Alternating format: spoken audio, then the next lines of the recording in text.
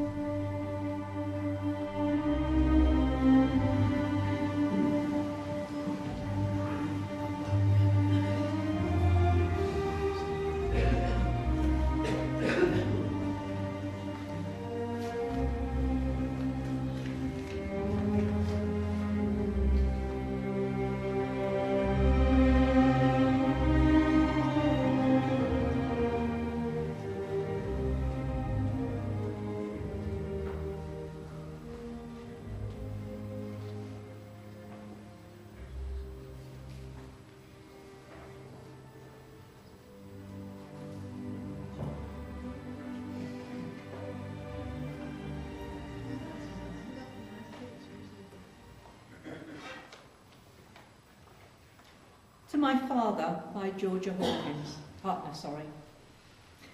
A giant pine, magnificent and old, stood staunch against the sky and all around, shed beauty, grace and power. Within its fold, birds safely reared their young. The velvet ground beneath was gentle, and the cooling shade gave cheer to passers-by. Its towering arms a landmark stood, erect and unafraid, as if to say, fear naught from life's alarms. It fell one day, where it had dauntlessly stood, was loneliness and void. To men who passed, paid tribute and said, to know this life was good. It left its mark on me, its work stands fast, and so it lives. Such life no bonds can hold, this great giant pine, magnificent and old. Good afternoon everyone and welcome to Great Glen Crematorium. My name is Jacqui Tillyard and I'm a local civil celebrant. It's my great honour today to lead you through our ceremony where we pay tribute to and bid a final farewell to Professor Eric Jeffrey Dunning. We unite here today in love and friendship, not just to say that final goodbye, but more importantly to pay our respects and to honour and celebrate Eric's illustrious life. We'll remember and celebrate the very special person and the contribution he made to the world. Eric wasn't a religious man, so this ceremony is a secular one. In the course of the service, we'll reflect upon his life, express our gratitude for the person that he was, and for the contribution to the lives of others. We'll hear music that he liked, and we'll also say a collective farewell with dignity, love and respect. Today we'll acknowledge the intellect, the humour, the personality and the character that was Eric. We'll hear about him from a number of perspectives, from family members, from friends and work colleagues. all of them describing exactly what made Eric an important part of their lives. Memories build a special kind of bridge when loved ones have to part, and they help us to feel that we're with them and still soothe the pain of our grief. Our memories can span the years that we shared, preserving ties of love and bringing us peace of mind. So today, we'll remember Eric and all that made him special to us. Nothing ever really prepares us for days like today, because we're never really ready to say goodbye to someone that we love. When we've shared the best parts of our lives with them, it can sometimes feel like it's too much to bear. The pain of the grief and the sense of the loss can often feel overwhelming. Grief is ultimately the price that we pay for love. But remember, love lives on in our hearts and it never dies. Those that we love can live on forever in our memories, so they're never more than a heartbeat away. I trust we will capture the essential part of Eric and let it live on in our hearts too. Our thoughts today go out to Eric's family, son Michael, daughter Rachel, and their mother Judith, brother Roy and his wife Jean, niece and nephew Nick and Kathy, along with Michael's wife Laura and Eric's granddaughters Florence and Isabel. Know that we surround you all with love right now, and may that love comfort you in the coming days and weeks ahead. Eric was popular, good company, kind and generous. He enjoyed his life to the full. So now let's celebrate that life, remember those wonderful times that he shared with us, and give thanks for the contribution that he made to your lives and you to his. Eric was a fan of Dylan Thomas, and we're going to hear a piece from Under Milkwood to be read by Eric's nephew Nick, who will continue to read for us. Nick.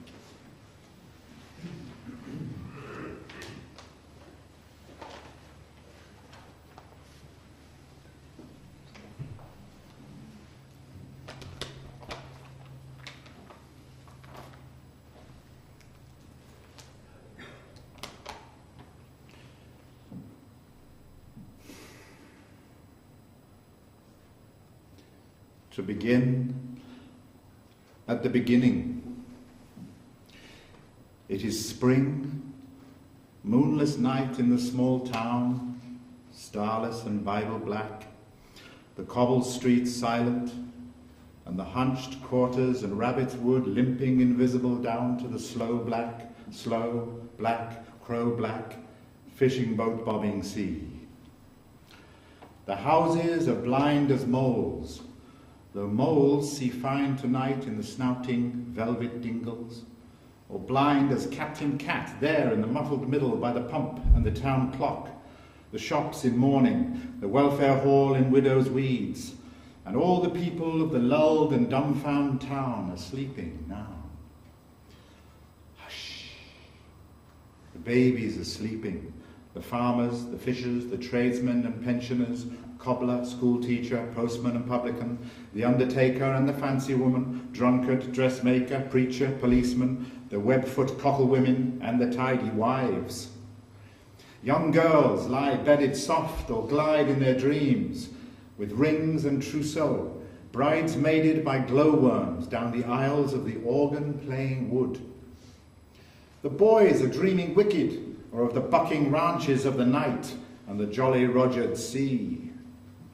And the anthracite statues of the horses sleep in the fields, and the cows in the byres, and the dogs in the wet-nosed yards, and the cats nap in the slant corners or lope sly, streaking and needling on the one cloud of the roofs. You can hear the dew falling and the hushed town breathing. Only your eyes are unclosed to see the black and folded town fast and slow, asleep. Listen. It is night moving in the streets. The processional salt, slow, musical wind in Coronation Street and Cockle Row.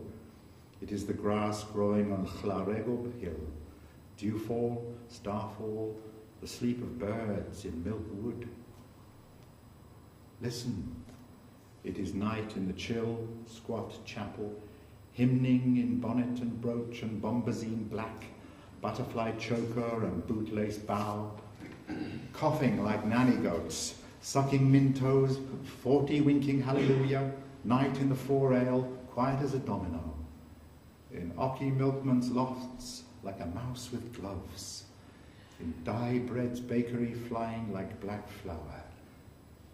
It is tonight in Donkey Street, trotting silent, with seaweed on its hooves, along the cockled cobbles, past curtained fern pot, text and trinket, harmonium, holy dresser, watercolours done by hand, china dog and rosy tin tea caddy.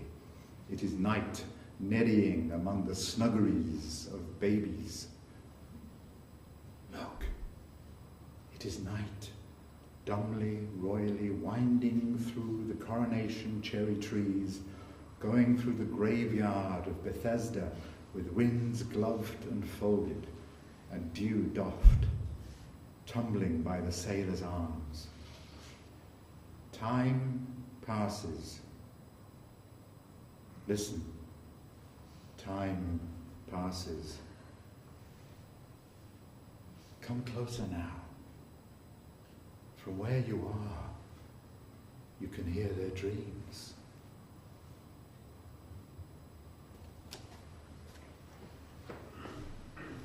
Thank you, Nick.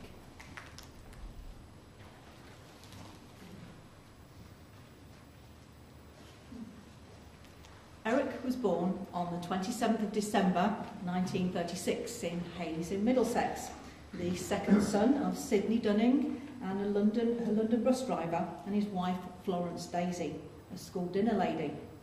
Mother Daisy made quite an impact on Eric, instilling a great sense of generosity, advising others and giving counsel to them. Her door was always open, and when they needed help, Eric took on this mantle during his life too. Throughout his life, Eric had a love of football and cricket, a love that was to impact on and cross over into his future career. He attended Acton County Grammar School, studying languages to A-level. He then entered what was then the University College of Leicester, where he graduated with an external London University BSc in Economics in 1959. When studying at Leicester, he was taught by Norbert Elias, who was later to be recognised as one of the outstanding sociologists of the 20th century. After graduating, Eric began his postgraduate studies, supervised by Elias.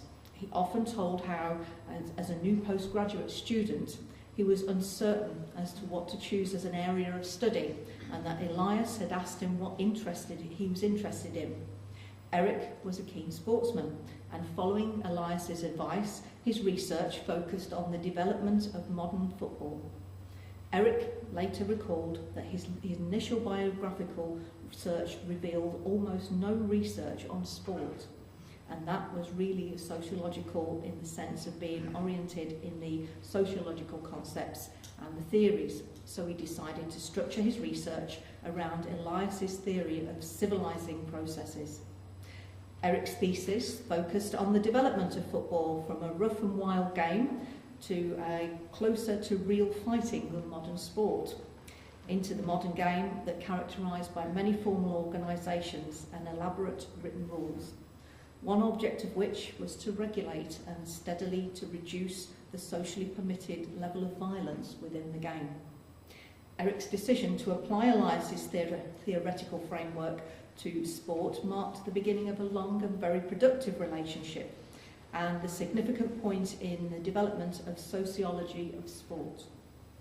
After completing his postgraduate studies, Eric went to the United States for a year, where he worked at Washington University in St. Louis, Missouri, where he met and he married his first wife, Ellen.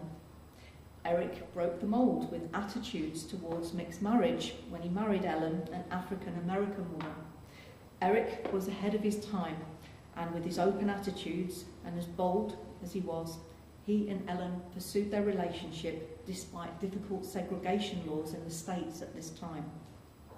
In 1962, the couple came to Leicester, where Eric took up an appointment as an assistant lecturer.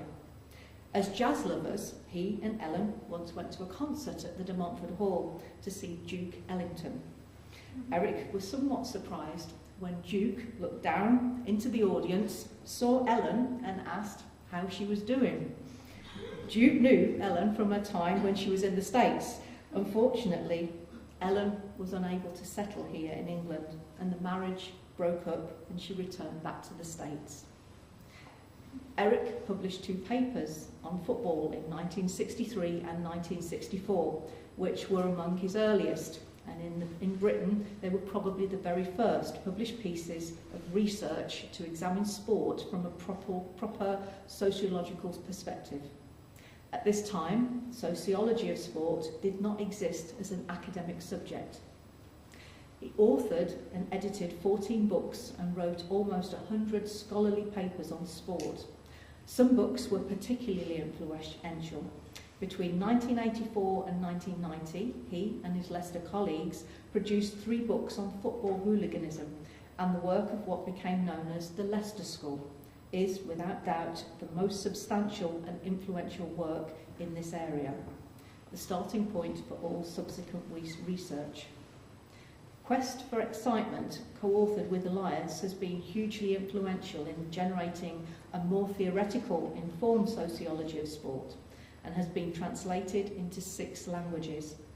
Without question, he was a genuine founding father of the sociology of sport. Eric married once again to Judith in 1969, and the couple went on to have 2 children, Michael in 1976 and Rachel in 1978. The children will recall their fond memories growing up with their dad shortly. Eric and Judith remained together for 13 years. Eric was a pioneer in sociology of sport and the founder, with Patrick Murphy and John Williams, of the Sir Norman Chester Centre for Football Research. A graduate of the Universities of London and Leicester, he taught extensively in the USA, Canada, Brazil, Argentina and continental Europe. After his retirement, Eric remained an emeritus professor at the University of Leicester, as well as visiting professor at the Chester Centre for Research into Sports and Society. We'll hear shortly from some of Eric's work colleagues and friends and associates about his work and his time with them.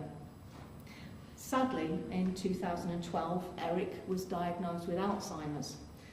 But despite the inevitable problems of this sport, he still remained determined to enjoy his life.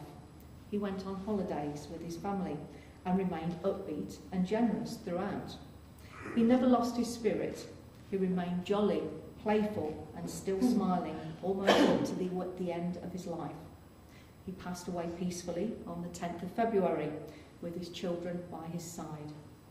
Rest in peace now, Eric. We now have a short musical interlude, a piece of Dave Brubeck that Eric appreciated, called Strange Meadow Lark.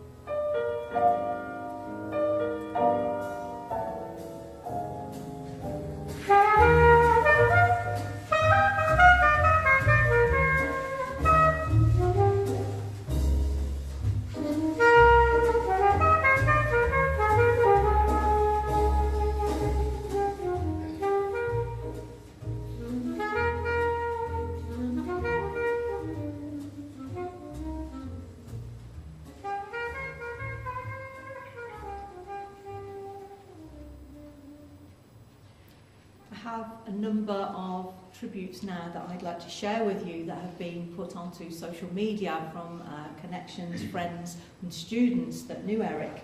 So remembering Eric Dunning as a popular and well-respected man. And we'll read a few of these out that have been featured on Twitter and Facebook. John Lever. It is with great sadness that I know of the passing of Eric Dunning, a kind human being, initiator of sports sociology and a great sociologist. Rest in peace, Eric Dunning.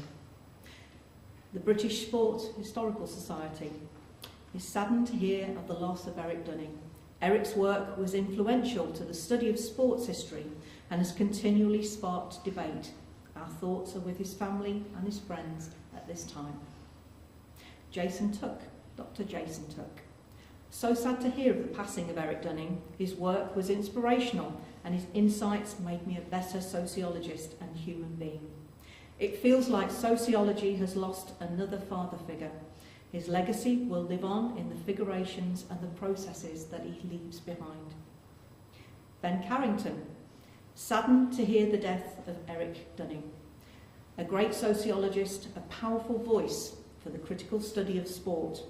He was a tireless advocate for figurational sociology and perceptive insights of his mentor, Norbert Elias. A great loss, but his ideas will live on. Dr. Jerry Colton. I've just heard about the passing of Professor Eric Dunning. I'm so proud to have worked with this legend during my time at the University of Leicester. We know more because of his work, and he helped us to think differently about the society in which we live. Rest in peace, Eric. Laura Killick, on sports social justice. I've been struggling to find the words that capture the sadness I feel, knowing we lost the myth, the man and the legend. Eric Dunning this morning. I raise a huge glass of wine to you, sir. So many wonderful memories, so many stories, so many tall tales. Eric, I will miss you dearly. Surrey Sociology. We are very sad to learn of the passing of Eric Dunning. A great scholar, a lovely man. He will be missed by all who knew him. Michael Brennan. So sad to hear about the passing of Professor Eric Dunning, where he was a pioneer and a giant in the field of sociology of sport. He was a good friend and mentor to me early in my career, always generous with his advice and his time. He will be sadly missed. Neil Brand. Oh no, I'm so sorry to hear this. I'm gutted. Although it's been a while, Eric was a big influence on me and my life, and it's often fondly in my thoughts, thinking of you and your family. Andrew Burks. I don't feel that anything I have to say would be sufficient right now. I'm so sorry for your loss, and your dad was a great man. I feel privileged to have known him. Let me know if there is anything you need at all. Jack Durrell. Really sorry to hear of your loss. Our condolences to you and your family. Eric was a great man who will be missed. It was a privilege to have met him. Alison Martin. What an amazing man. Many, many great memories. Such a gent and pretty cool with it too. Sending love to you guys. Emma Williams Cadwallader. I'm so sorry to hear this. Thinking of you and your family at this difficult time. I have such fond memories and fun memories of your dad. He was such an inspiration, unique and talented gentleman. Lots of love to you all. And so now we've heard from some colleagues and students of Eric, I would now like to invite his son, Michael, and daughter, Rachel, to come and pay tribute to their dad. If you'd like to come up.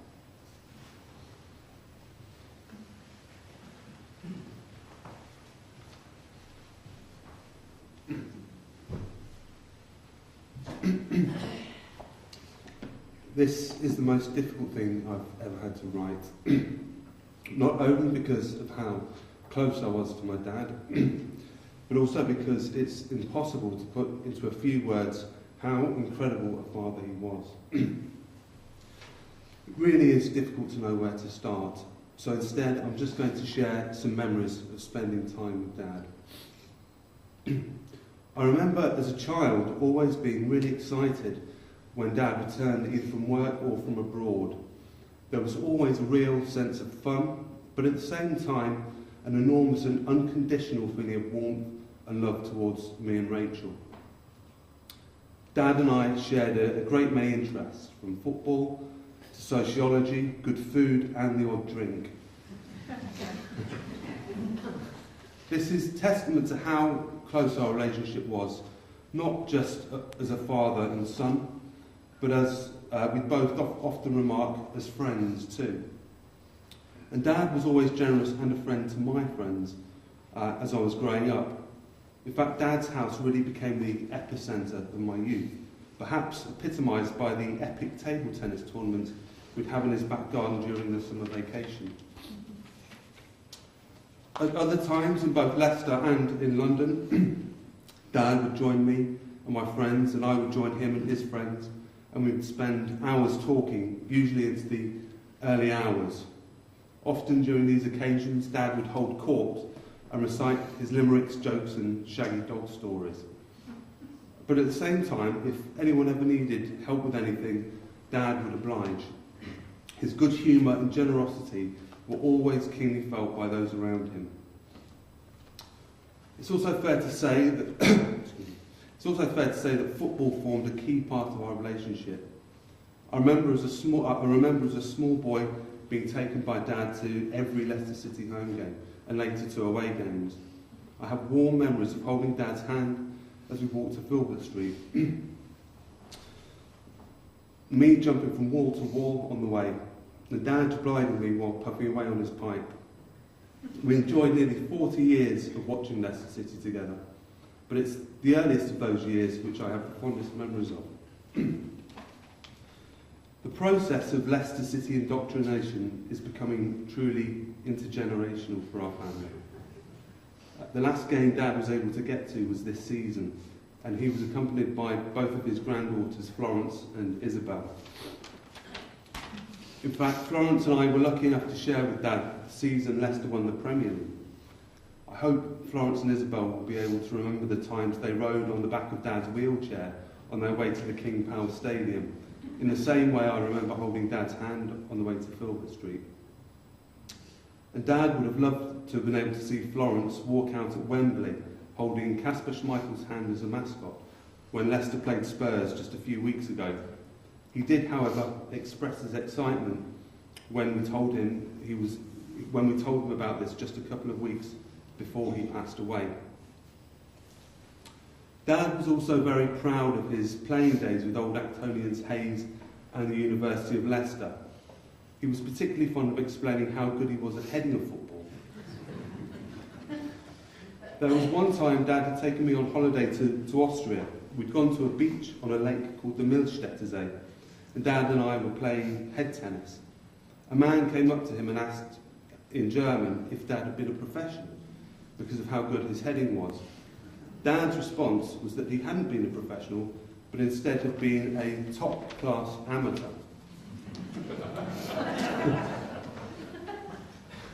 As a 6-year-old, having my dad compared to a professional footballer left me beaming with pride. The confirmation to Dad of his heading ability left the same feeling with him.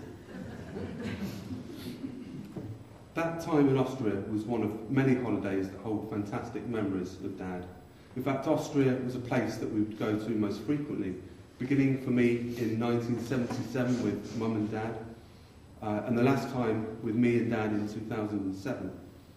We'd stay at a place called the Gasthof Post in Eisentrappen, which was owned by a family called the Ashbackers, who held Dad in great affection.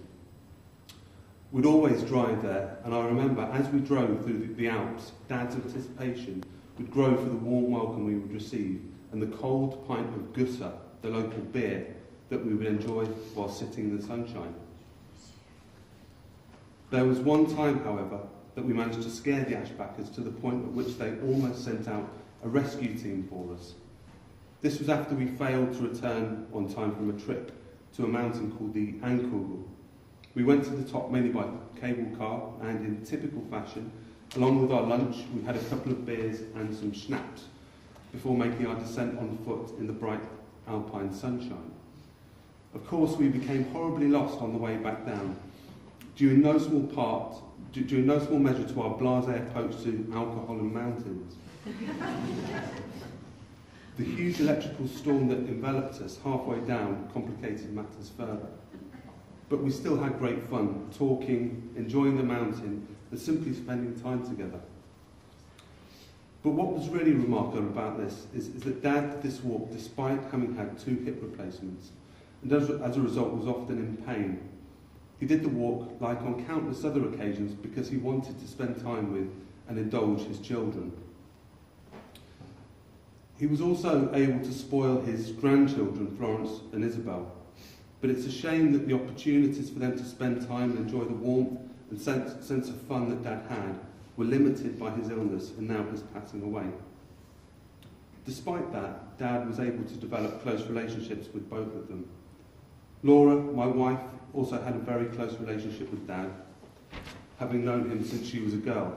She was also instrumental in helping us care for him as his condition worsened.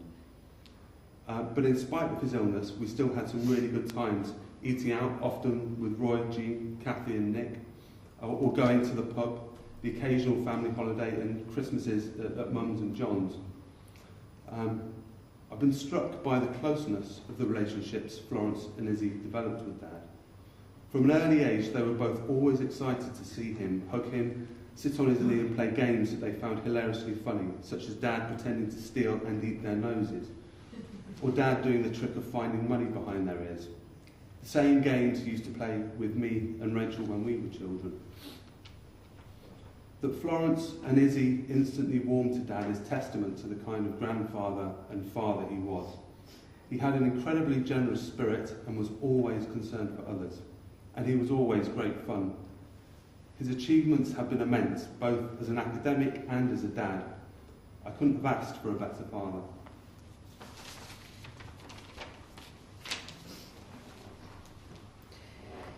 My dad never struck me as the sort of person who would die. Someone so filled with pure joy for life. Memories from a child's perspective. When I was a little girl, my daddy was my mountain. Big Feet Base Camp. That place where my tiny feet stood on big shiny shoes as my hands were held tight and I was whirled about dancing to the coolest West Coast cool jazz. The climb continued, ascending the shins. Camp 1, knees and thighs. The place where I became the ill-fated Mary Rose, a giggling wreck that gleefully sailed the seas before being plunged to the depths, only to be resurrected for another plunge, and another, and another.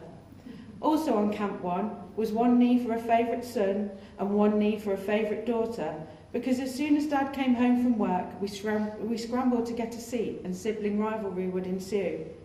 Camp 2, chest and armpits, the place of relentless tickles beyond the point of tiny person and adult tolerance alike, and where tiny ears rested against warm skin to hear that strong, kind heart as it beat its rhythm.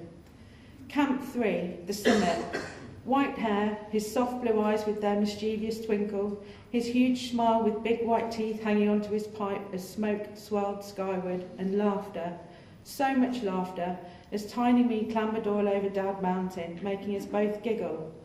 All this excited explorer exertion would be topped off with the biggest bear hugs a girl could stand, the best kind of tight, safe squeezes so filled with love. Man Mountain Dad would be forced, every bedtime, to ferry both his children upstairs to bed, and oh how we would ride Dad up those steep stairs like an overworked donkey. Dad obliged every time, of course, even though he must have felt pain in his hips, a pain he attributed to a yoga injury way back when. Dearest Daddy, my long-legged and cuddly climbing frame. When we lived in Bushby, and way back when our legs were too short to touch the pedals, Dad would let us drive his car.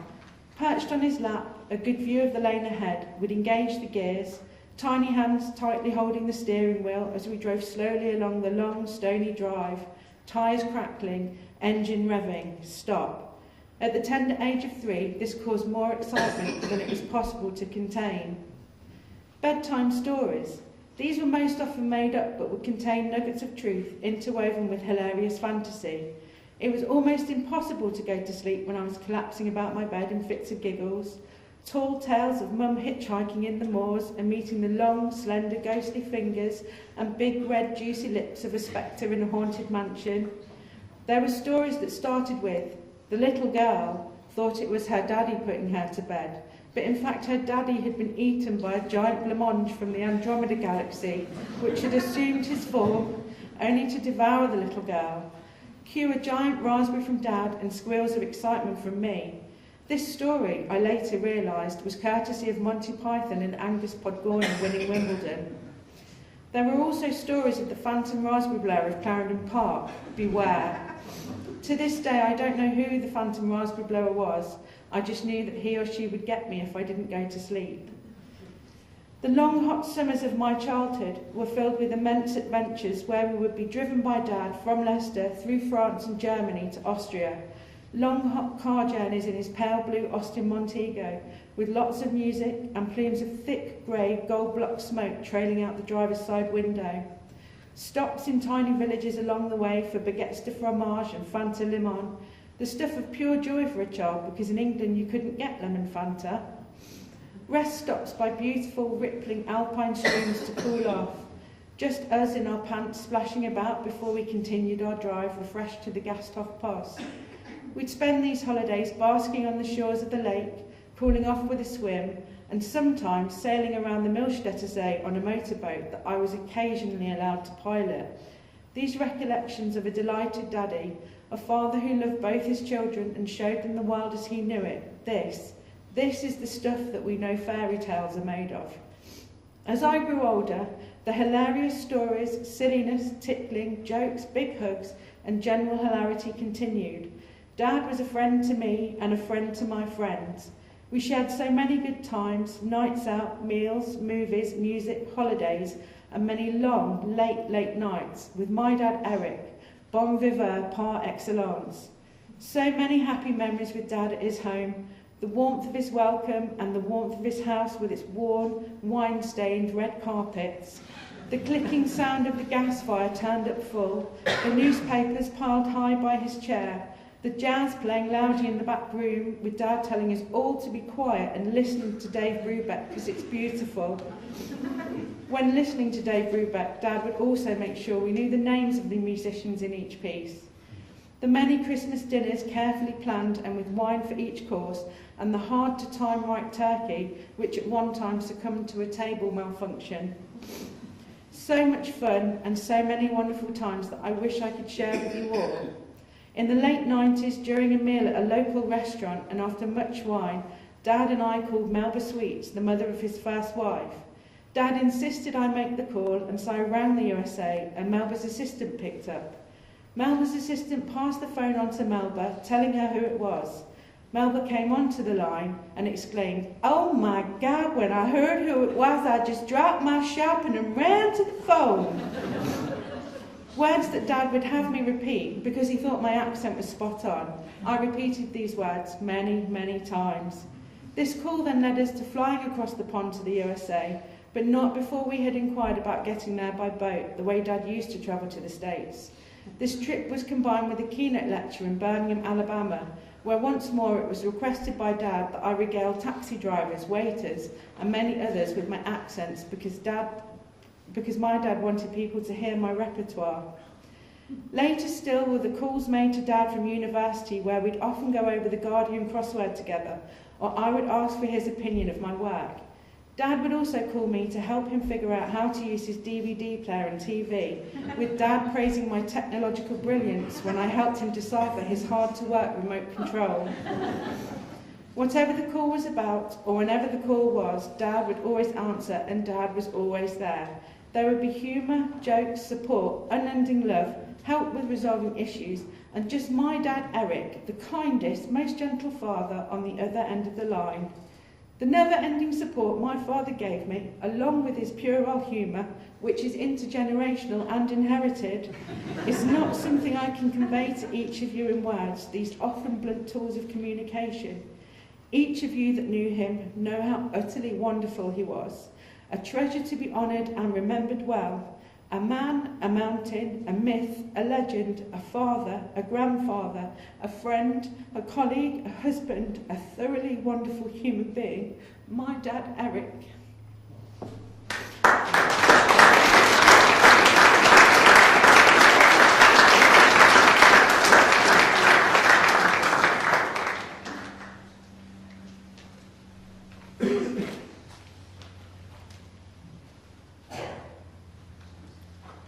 follow that.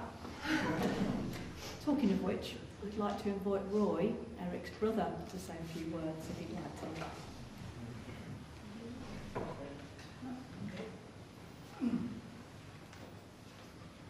I think it's a bit difficult to be asked to follow that. But apparently it's not unused to difficulty, and so I will try to do my little bit. I think the bit that I will tell you about is the occasion when I had to look after Eric, as I often did, when my mother was at work. And I took, on one occasion, the risk of taking him on the cross on the bars of my bike, and we were cycling along, and suddenly I knew that I was going to be interrupted because suddenly in front of me there was a policeman, and the policeman immediately stopped me and told me to get off my bike because I was not in accordance with the law, and he wanted to know my name. And before I could answer, a voice spoke up from the crossbar. My name is Eric Gunning. I live at 31 Stewart, Hayden, Middlesex, and I'm 5. Well, I thought the gap having been blown, I was not required to do anything more than that. But the policeman ordered me to get off the bicycle, and having got off the bicycle, which I did with alacrity, he then did something which I do not think policemen are really entitled to do. He let down both times. Because being a perceptive boy, he noticed that I did not have a pump. And so I had to push my bike with my brother seated on a cushion on the crossbar back home, we're clanking along on 2 empty tyres.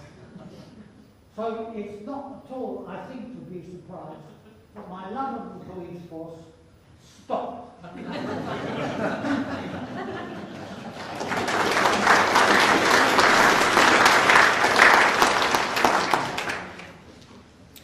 I'd now like to invite Eric's friend, David Bramble, to pay tribute to Eric.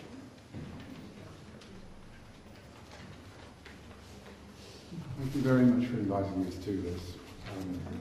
I have to start this by saying his brother's voice. That's one of Eric's favourite jokes. I can say a lot more about Eric. I first met him, our favourite history night, in 1981 in the Marquis Wellington pub. When he was introduced to me by a friend, he immediately started to hit on my then girlfriend, much to my chagrin. But once we established the ground rules, we got on like a house on fire.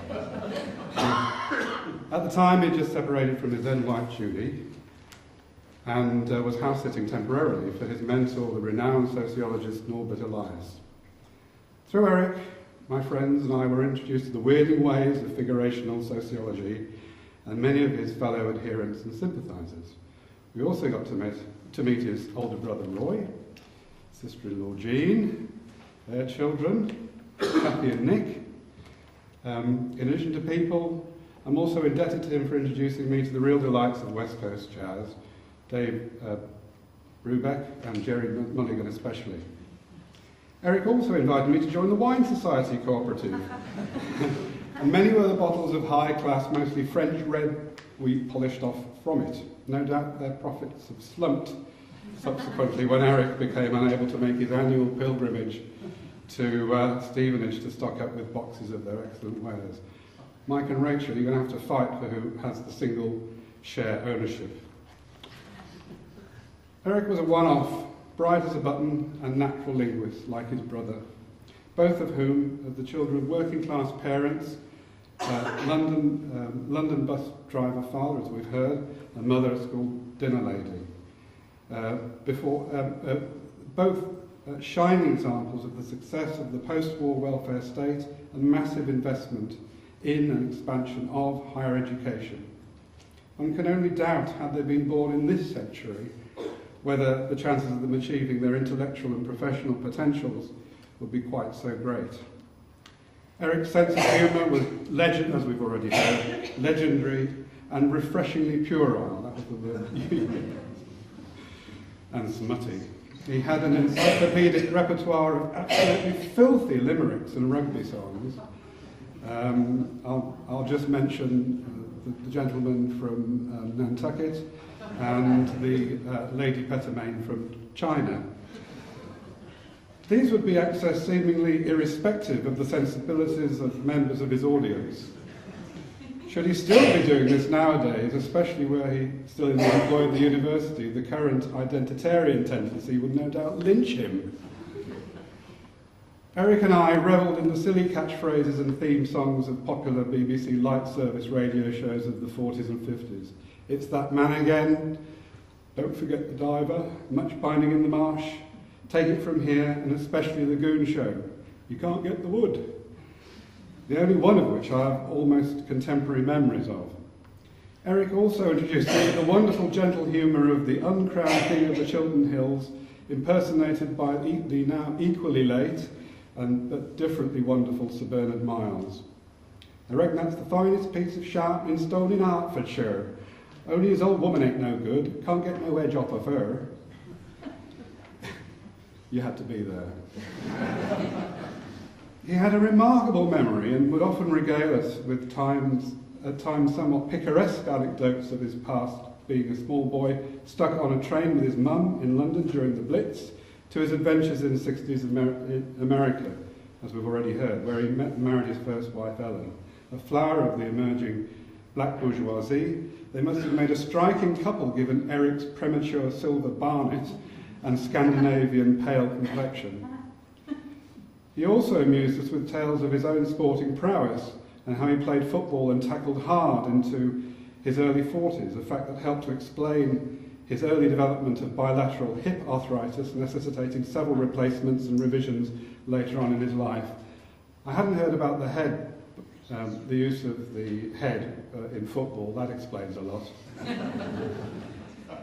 In fact, his LIMP, pronounced limp, is part of the prevailing physical image I retain of him walking down New Walk or across Vicky Park. I was privileged to know him as he rose to even greater prominence as a sociologist of international repute on the subject of sports violence. We had a nickname for him at the height of his fame, Professor Keynote, because virtually every time we met in the late 80s and 90s, he was about to strut his stuff at the invitation of some or other distant august academic forum. We both travelled to Amsterdam in the late 80s to visit his extremely aged and frail mentor, Norbert Elias, and stayed with his fellow Eliasian, Joop Goldblum, and his wife Maria. Before we arrived, they assumed that because Eric was bringing a young psychiatrist with him, she might be a potential future Mrs. Dunning version 3.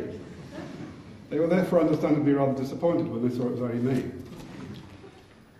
Despite his evident academic brilliance, the subject of women is one this particular history man couldn't really get a handle on.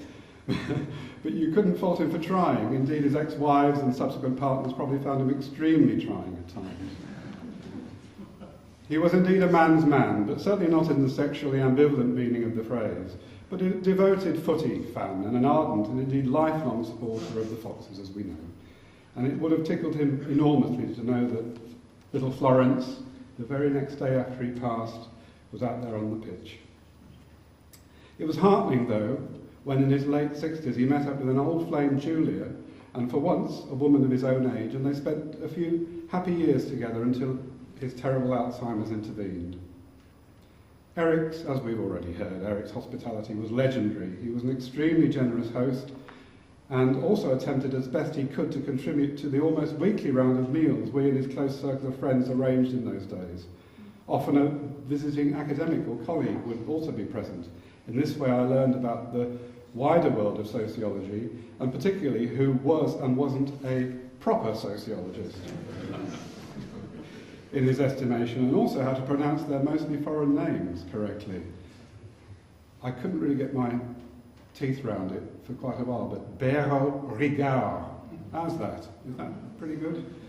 His German colleague. Eric was indeed a stickler for correct pronunciation.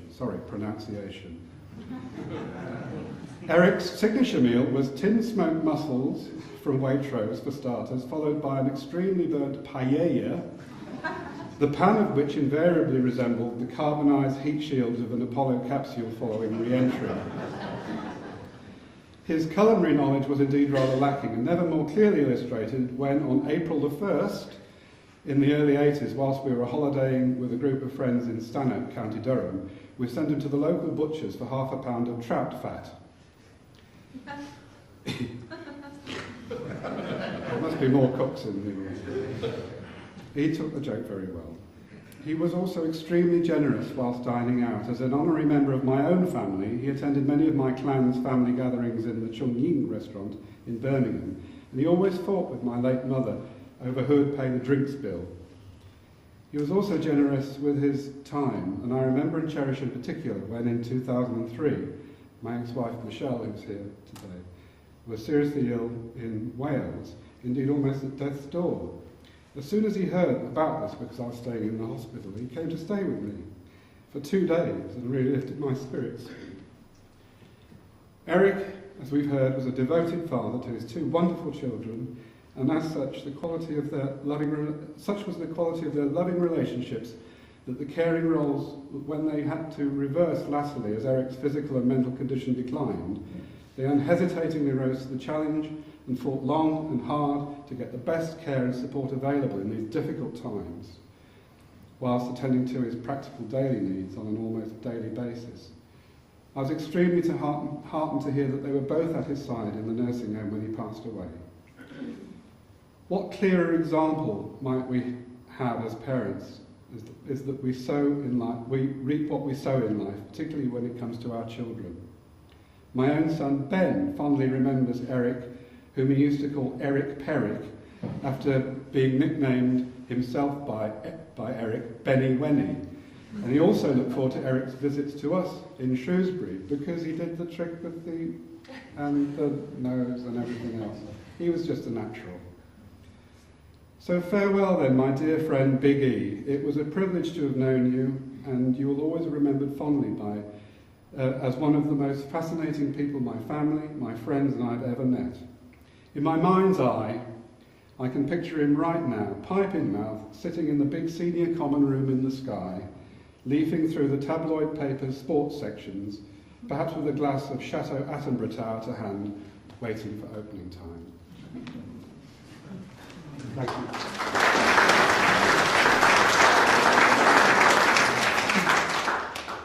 And now I'd like to invite Judith up to read her tribute to Eric.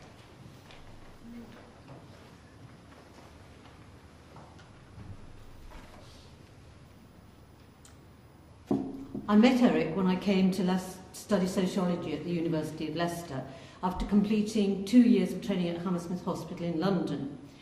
Eric was one of the lecturers and at one time one of my tutors. One evening, a group of his tutors was invited to dinner to the rather dishevelled flat he shared with Nikos Mouzelis and Sami Zubaida, who was, as we entered the door, busy opening oysters. I was one of those students. Eric's love of good food and wine continued throughout his life, as many people have said. Eric and I were married on the 12th of July 1969 in the presence of Jim Sweeney, Norbert Elias. I have his signature on the marriage certificate if anyone wants to buy it, and of course our parents. One of Eric's favourite places, as many people have said, was the Gastpost in Eisentraten. In the early years of our marriage, we had travelled to Yugoslavia in a Fiat 500. Now, knowing the size of Eric, you would know that that was, quite a challenge in itself. After a few days, we decided to go back into Austria. We spent the night on a grass verge in the car, with Eric sleeping with his legs hanging out of the window. In the morning, we went to search for other accommodation, and that's when we found the Gasthof Post and developed a friendship with the Ashbackers. We had some very happy holidays there, and once even took Eric's parents with us. One evening on that holiday, the village blacksmith decided to regale us with songs about Germans bombing Britain, much to Mr. Ashbacker's embarrassment and Eric's parents' bemusement. He did not realise that Eric understood everything that he was singing. By the time Michael was born in 1976, we lived in Bushby. Eric was at Michael's birth and could not resist making up a football story about Michael kicking the placenta in a curving shot across the delivery room. Michael was going to like football come what may, and thankfully he did. And Michael is now passing this on to Florence and Isabel. Rach was born on June the 18th, 1978. He was delighted to have a daughter and loved to tell her stories and make her laugh, as she's told you. He was an enthusiastic member of the audience when she made her debut as one of the puppies in 101 Dalmatians. Some of you will know about the tragic events that led to Eric and I separating. We always remained friends and worked hard to be good parents to our two lovely children. Eric sometimes came to us for Christmas, always with a bottle or two of wine from the Wine Society and the odd limerick. In the last years of his life, John, my husband, and I have supported both Michael and Rachel in ensuring Eric celebrated birthdays and Christmas and was able to live an independent life for as long as possible. All of us will miss Eric. He was a lovely man who enjoyed life, his family, and his work.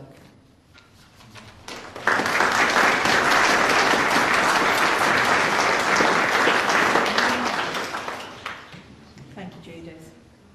So I'd now like to invite a number of Eric's friends and work colleagues to come and pay tribute to him. The first person I'd like to introduce you to is Professor Jason Hughes.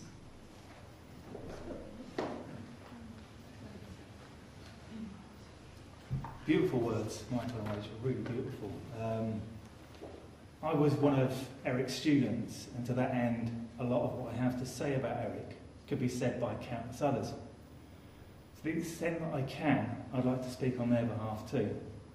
I could probably tell you about 100 stories about Eric, but I've settled on 3 that are A, suitable for a funeral, and B, that hopefully captures something in his life. Story 1. The first of these stories takes us back to the early 1990s, when I was an undergraduate student at the University of Leicester. Around that time, I was seriously thinking of dropping out. I was in a long-distance relationship, I was a lovesick puppy, I had a girlfriend down in Dover, and I was forever driving down to Dover.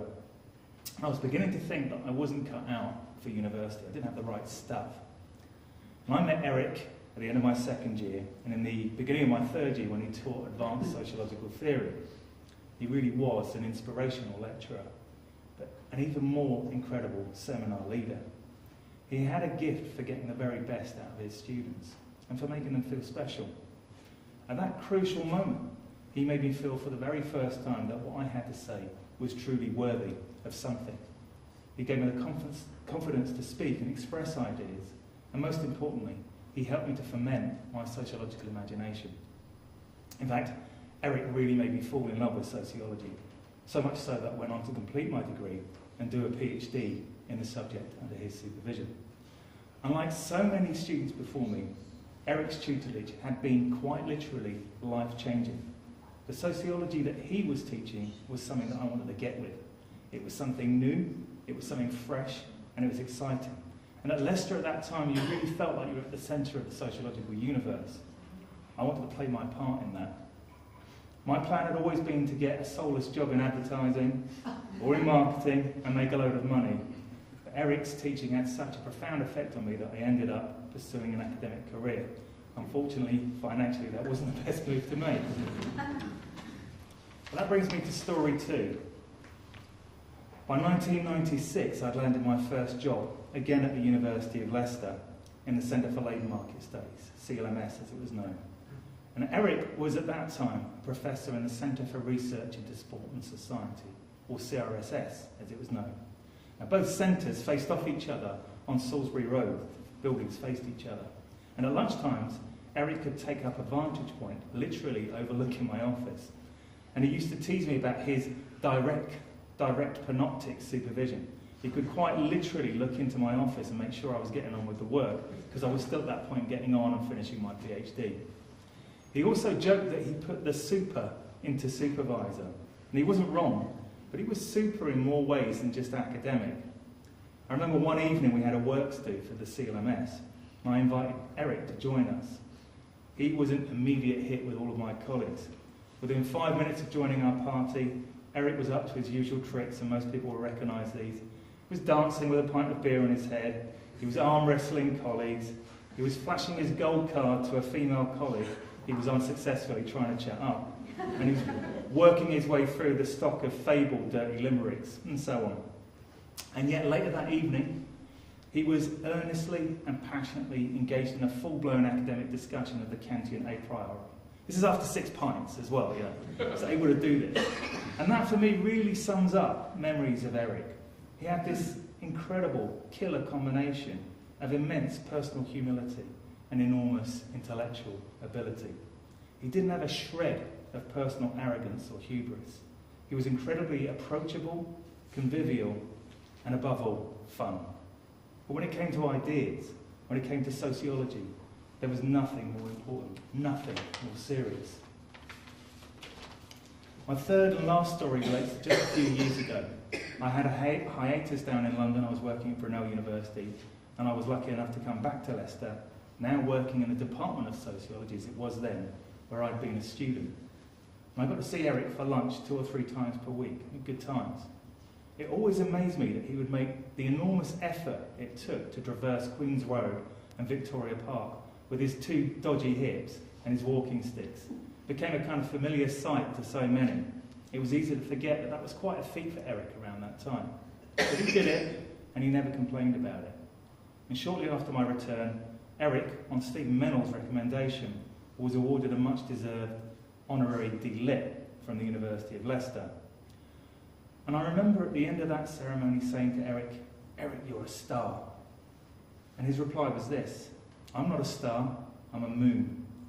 As though his only light was that could be reflected from the brilliance of his mentor and teacher, Norbert Elias.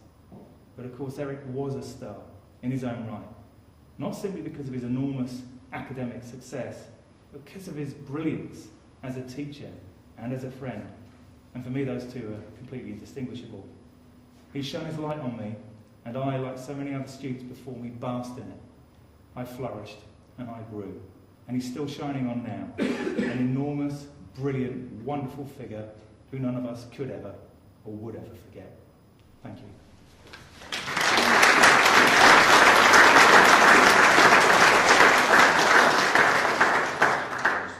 Thank you, Jason. I'd now like to invite Professor Stephen Mennell to speak about Eric. Thank you.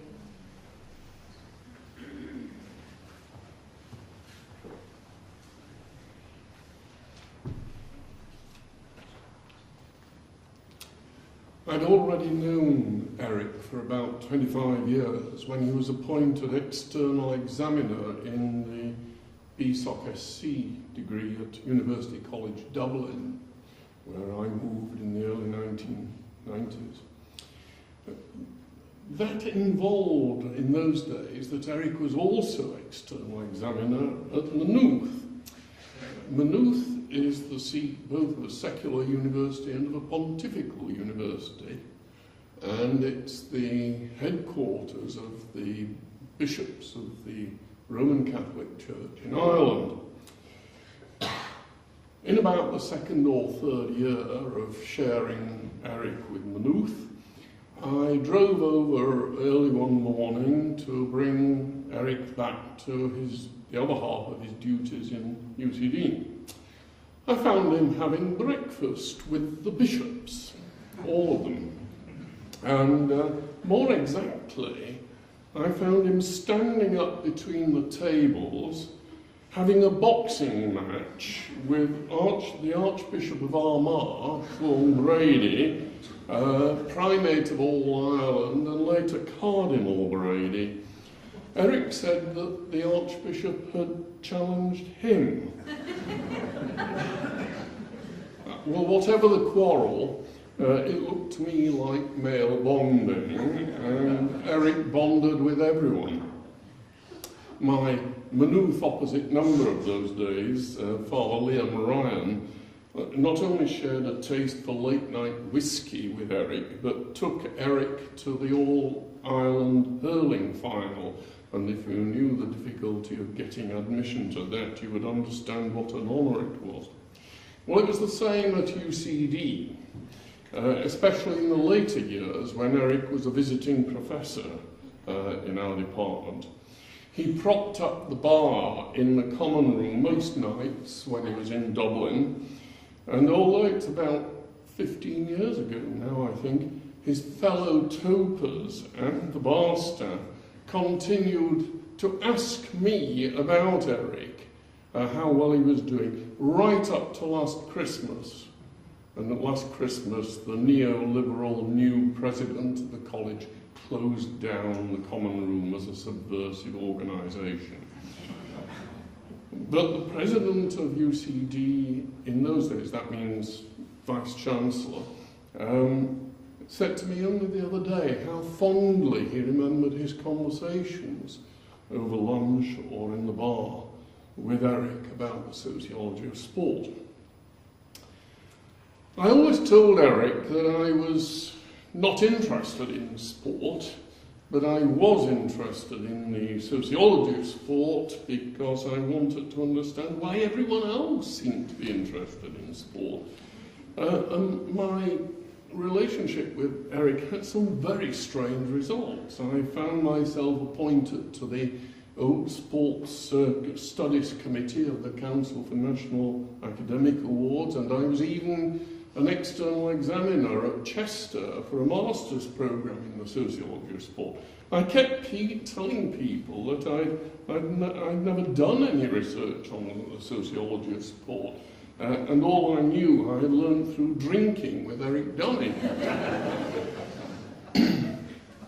Eric, of course, was both utterly helpless and unexpectedly expert in all sorts of things. He could scarcely type. He was hopeless with technology. We gave him a computer at UCD, but one of my then postgraduates had to stick labels all over it, even labelling the on-off switch. And yet, on the other hand, Barbara and I were sitting with him one day drinking beer in our garden, and were surprised to find that Eric knew all about the technicalities of beekeeping. Eric was, of course, above all, as an academic, an outstanding ambassador for sociology, which, let's face it, can often make itself rather pretentious and tedious. But he was always an eloquent advocate, even in his cups.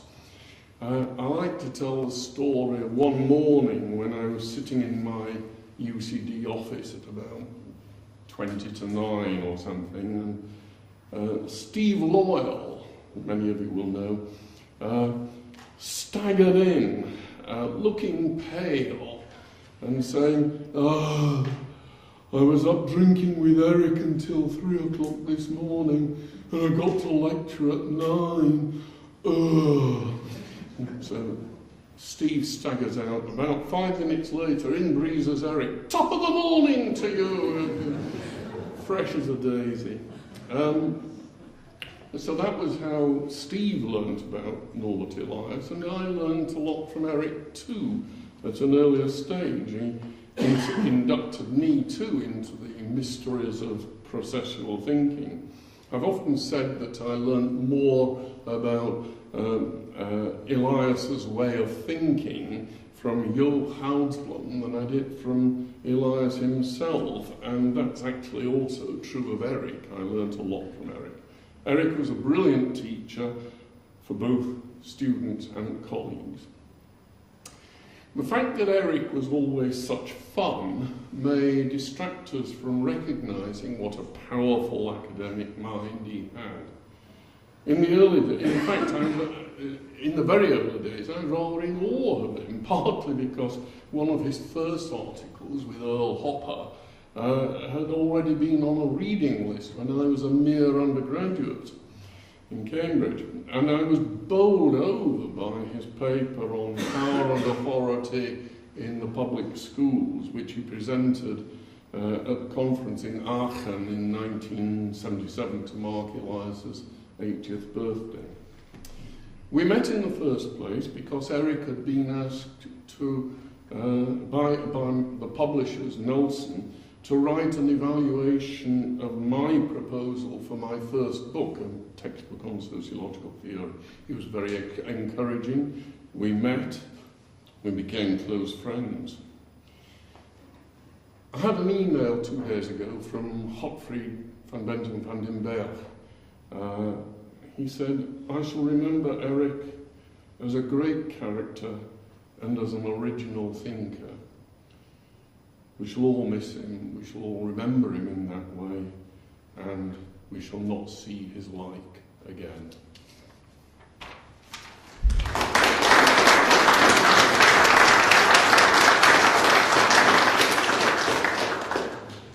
So now the turn of Professor Ivan Waddington.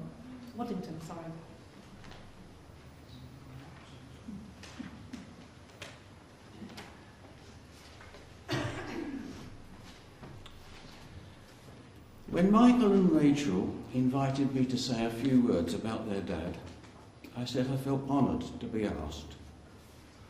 Not honoured, I explained, because he was a distinguished sociologist, though he was certainly that.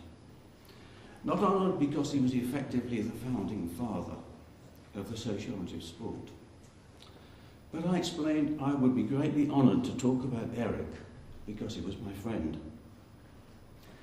I met Eric in 1963. He was my tutor when I first came to university. So I knew him for 55 years, during the last 50 of which we worked together as colleagues, increasingly closely over the last 35 years. But Eric was much more than a colleague. He was a dear friend. A mutual friend recently said to me that the key thing about Eric was that he had no side, no edge, no nastiness. Eric was an open book. What you saw really was what you got. And what you got was sometimes surprising, often amusing, even comical, and sometimes, it has to be said, infuriating, as those who worked with him will testify.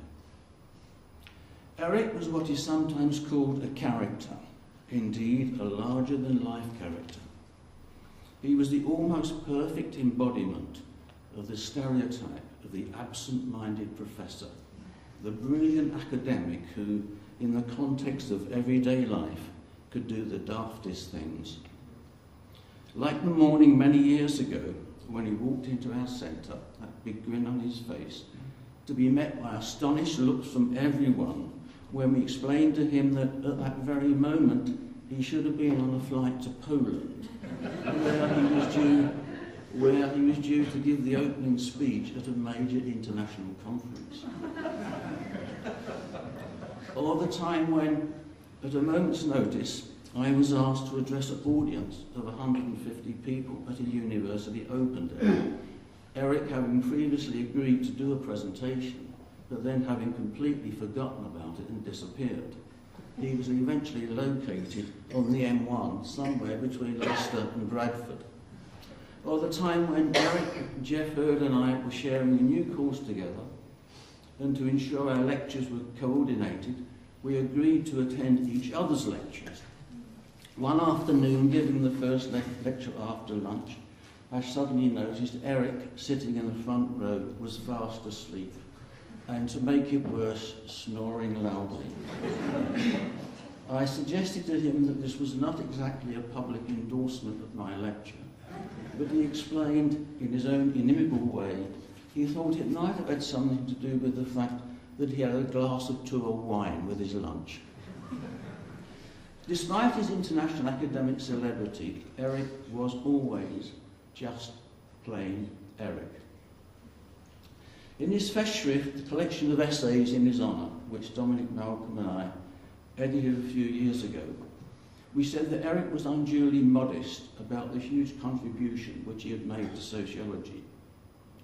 The women who worked in the senior commandant in the university, who were as fond of him as he was of them, will tell how many senior academics, stuffed with an inflated sense of their own importance, would insist on being addressed as Professor this or Dr. that.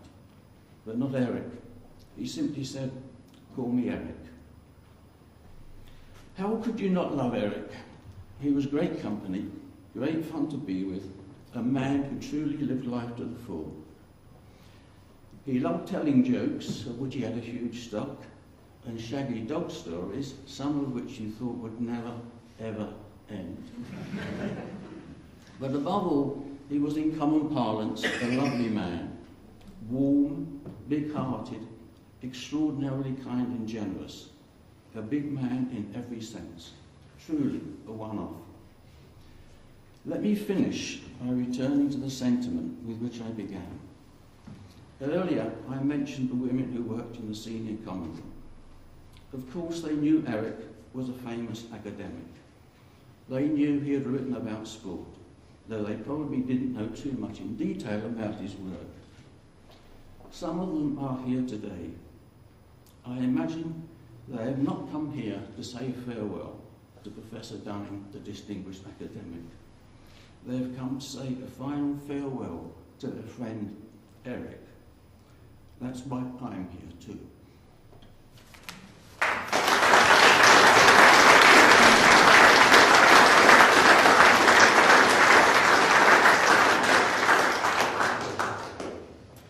And so I'd now like to invite Professor Andrew Linklater to read his tribute to Eric.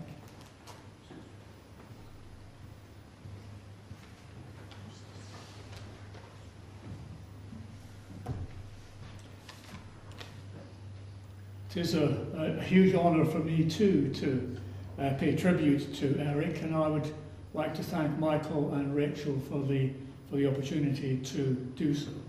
I did not know Eric for long, and I did not know him well, but I became very fond of him and admired greatly his outstanding contribution to sociology and his very special personal qualities. We first met, in fact, at a sociology conference here in Leicester in 2006. A few years earlier, I had read his path-breaking book, The Quest for Excitement, co-authored with Norbert Elias, and I was keen to see Eric in action. Sometimes the great disappoint. Eric did not disappoint. His intellectual qualities, authority and force of personality were stamped on the conference. And I particularly recall his comments at the end of one presentation when Eric complimented the speaker by saying, "You are, I think, a brilliant young man," but then added the caveat, "but your argument is totally wrong," or words to that effect. And those I found rather alarming comments, because I was on next, and feared that Eric might find more to criticise than compliment in my own presentation. I came to realise, speaking to others at the conference, that Eric's trademark was generosity combined with plain speaking and intellectual honesty. My own fears and anxieties turned out to be completely misplaced. Eric went out of his way at the end of the conference, as I was leaving, to say to me, a newcomer to process sociology, "Thank goodness we found you." To which I replied, "No, thank goodness I found you." And I think that a particular bond or friendship, I would like to think, developed at that moment in that exchange. back in 2006. Certainly, at later workshops and conferences, I often found myself sitting next to Eric in a restaurant or in a bar, and it became increasingly clear that he was very much more than an inspiring scholar. Memorable, I will never forget this, is the determination with which Eric, assisted by Michael and Rachel, made his slow and difficult ascent up a demanding hill at Leeds University on his way to a symposium in spring last year, I believe this was, to celebrate the work of Richard Kilminster. Eric was as positive and cheerful as ever, despite the growing challenges. There was no sign of self-pity, only the delight, it seemed to me, in the company of friends and acquaintances that the symposium provided. It was a very great privilege for me to have known the extraordinary Eric Dunning, who inspired others and changed lives, as I can vouch from my own personal experience.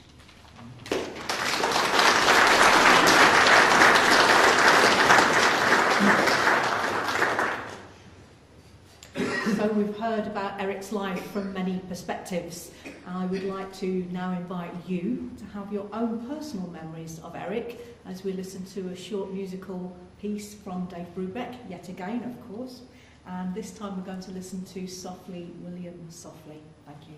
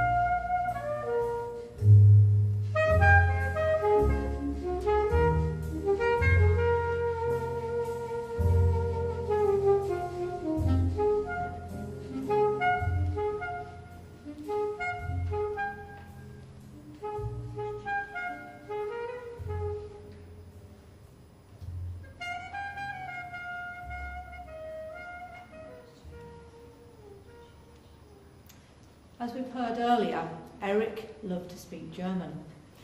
For the next few moments, I hope he has his fingers in his ears. I'm going to read you a poem, which is actually a folk song. We don't have the music, so I'm reading it as a poem today. You have the translation in the order of service, so you can follow along if you don't speak German, and I do hope that I do give him the privilege of pronouncing this correctly. It's called Der treue Husar. Es war einmal ein treuer Husar, der liebt ein Mädchen ein ganzes Jahr und noch viel mehr, die Liebe nahm kein Ende mehr. Der Husar zog in fremdes Land, unterdessen war sein Liebchen krank, ja krank und noch viel mehr. Die Krankheit nahm kein Ende mehr. Und als der Husar die Botschaft kriegt, dass seine Liebste im Sterben liegt, verließ er gleich sein Hab und Gut und eilt zu seiner Liebsten zu.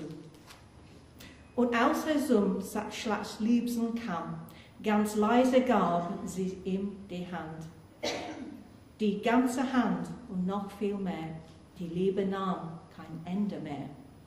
Guten Abend, Schatzliebchen mein.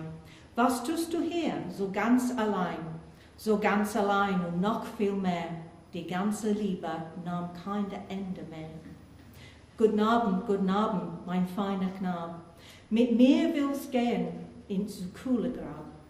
Ach nein, mein liebes Kind, dieweil wir so Verliebte sind. Drauf schloss er sie in seinen Arm. Da war sie kalt und nicht mehr warm. Ach Mutter, geschwind ein Licht. Mein Liebster stirbt, man sieht es nicht. Wo kriegen wir 6 Träger her? 6 Baububen, die sind so schwer. 6 brav Husaren, die müssen es sein. Die tragen mein Schatzliebsten heim. Jetzt muss ich tragen ein schwarzes Kleid. Das ist für mich ein großes Leid. Ein großes Leid und noch viel mehr. Die Trauer nimmt kein Ende mehr. Oh, I'm so glad I did A-level German. Okay, and so we now come to the part where we must bid our final farewell to Eric. There is only one way to say goodbye to Eric, and that is to include a piece by Norbert Elias. Would you now all please stand?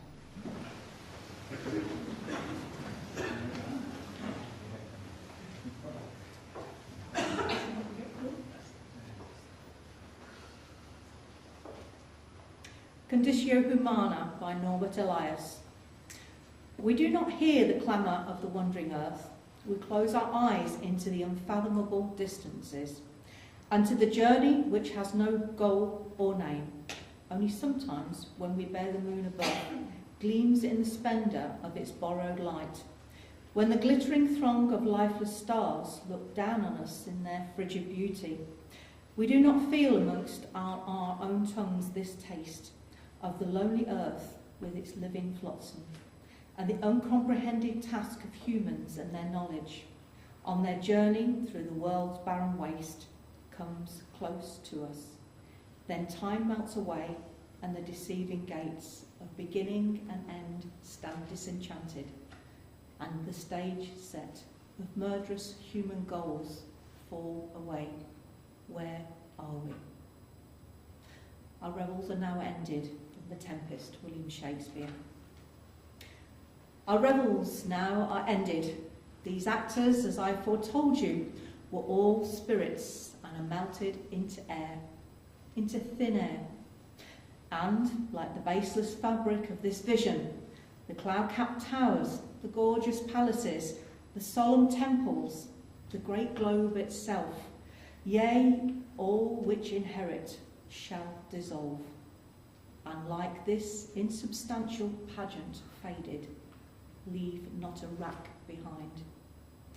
We are all such stuff as dreams are made on, and our little life is rounded with a sleep. Eric, with love we leave you in peace. With respect we say our goodbye. Please take a seat.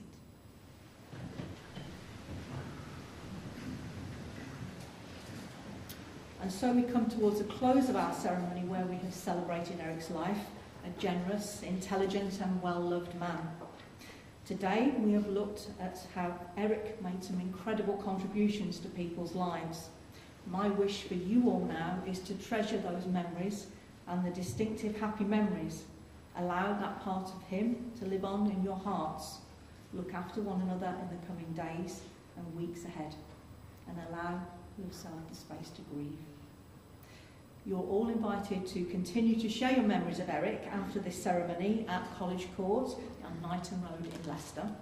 And if you wish to make a charitable donation in Eric's name, there is a collection box at the exit where your donations will go to Alzheimer's Research UK. I'd like to thank you all for being here to pay tribute to Eric today.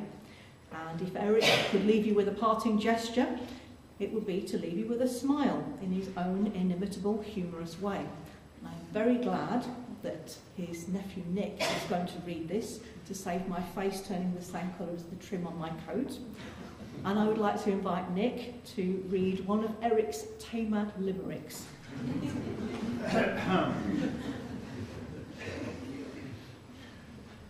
I just take yourself back to one of your moments with Eric. I was thinking about it this morning. I was thinking, yeah, I had a few of those. And then, with great seriousness, I can imagine saying, habits most foul and unsavoury kept the Bishop of Ely in slavery. Midst chuckles and howls, he deflower little owls, which he kept in an underground aviary. Thank you very much.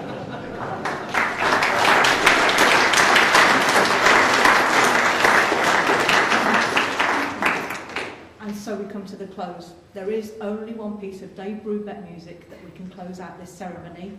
I'll leave you with take 5.